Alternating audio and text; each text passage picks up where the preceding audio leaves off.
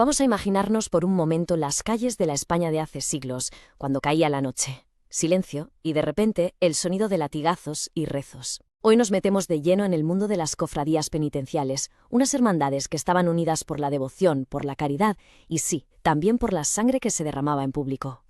Esta frase, que está sacada de sus propias reglas de fundación, vamos, es que lo dice todo. Para esta gente, la cruz no era solo un símbolo, ¿qué va? Era un escudo real, un pacto de vida y una promesa para el más allá. Era su refugio, su todo. Y aquí, claro, está la gran pregunta que nos va a guiar. ¿Cómo es posible que estas comunidades, que son famosas por unos rituales de autoflagelación durísimos, fueran a la vez unas redes de apoyo social tan increíblemente compasivas? Parece una contradicción, ¿verdad? Pues vamos a intentar desentrañarla. Bueno, para entender de dónde sale todo esto tenemos que viajar en el tiempo, a la España de la Baja Edad Media. A partir del siglo XIII, más o menos, la forma de vivir la fe cristiana cambia por completo. Se pasa de la imagen de un Cristo rey, lejano, triunfante, a una devoción mucho más cercana, más humana y sobre todo más dolorosa. La obsesión por su pasión, por cada herida, cada gota de sangre. Y claro, este cambio no se quedó solo en los sermones de las iglesias. El arte fue su gran altavoz. De repente, las iglesias, los retablos, todo se llena de imágenes súper explícitas y muy emotivas del sufrimiento de Cristo. Escenas como la flagelación o el camino al Calvario no estaban ahí de adorno, para nada. Eran una lección visual, una forma de enseñar y de conmover que preparó el terreno para una fe vivida de una forma mucho más física. Pues de todo este caldo de cultivo, de esta devoción por la pasión de Cristo, nacieron las cofradías penitenciales. Fueron impulsadas sobre todo por las órdenes mendicantes, como los franciscanos, que tomaron toda esa espiritualidad y la convirtieron en acción, en algo comunitario.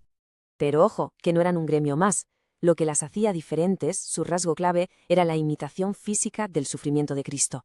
La penitencia corporal, eso de derramar la propia sangre en público, se convirtió en su seña de identidad. Era una forma radical, muy bestia, de conectar con el sacrificio de la cruz. Y su éxito fue, inmediato. Después de las primeras fundaciones, a mediados del siglo XV, el momento clave llega en 1536. El Papa, Paulo III, publica una bula que les concedía a los miembros unas indulgencias tan importantes como las de ir en peregrinación a Tierra Santa. Aquello fue la chispa que lo incendió todo, un catalizador espiritual y social que provocó que se expandieran de forma masiva por toda España durante el siglo XVI. Pero a ver, que este pacto de fe iba mucho más allá del ritual sangriento. Las cofradías eran, por encima de todo, una red de seguridad, una familia, para entendernos. Y para ver esta dimensión, el caso de la ciudad de Zamora es perfecto. Allí, la hermandad garantizaba un apoyo total a sus miembros, en la vida y, sobre todo, en la muerte. Fijaos bien en el proceso, no se dejaba nadie tirado. Desde conseguirle una mortaja a los más pobres, a veces se usaba la propia túnica de la procesión, hasta acompañar a la familia a casa después del entierro.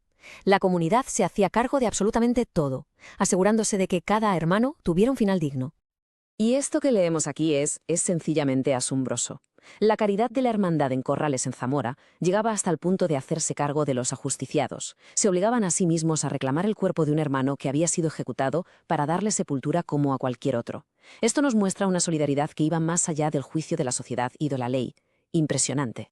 Y toda esta solidaridad tan profunda convivía con su otra cara, la más conocida y desde luego la más dramática, el ritual de la sangre. Al caer la noche del Jueves Santo, la devoción se convertía en un auténtico espectáculo público de fe y de dolor, pensado para recordar la pasión de Cristo de la forma más visceral que se pudiera imaginar. El atuendo que llevaban estaba cargado de simbolismo, claro.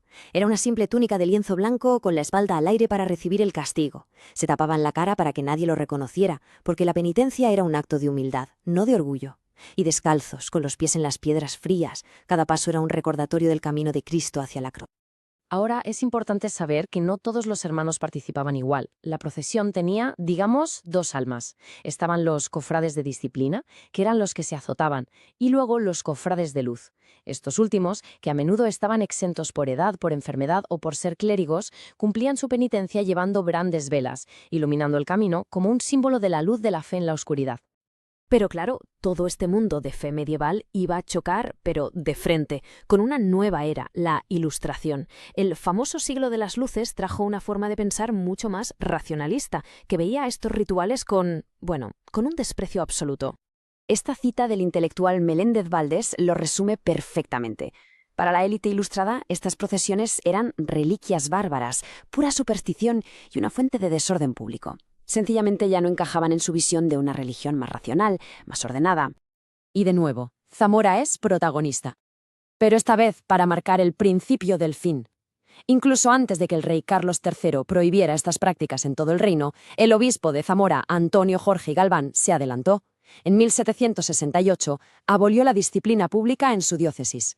El cambio, como vemos, venía impulsado desde dentro de la propia Iglesia. Y esta respuesta es el final de una era, así de claro. Cuando la cofradía de Zamora pidió permiso para mantener a los disciplinantes, la respuesta del obispo fue tajante: prohibido. La obligación de derramar sangre se conmutaba, se cambiaba, por rezar y llevar una vela. El ritual que había definido a estas hermandades durante siglos, abolido por decreto. La sangre, por tanto, dejó de correr por las calles. Pero el espíritu de comunidad, esa devoción solemne, eso no desapareció. Se transformó, y su eco todavía resuena hoy en muchas de nuestras procesiones de Semana Santa. La historia de estas cofradías nos deja con una pregunta que sigue muy viva, ¿verdad? ¿Dónde está el equilibrio entre la fe, la razón y la tradición? Es una negociación constante a la que cada sociedad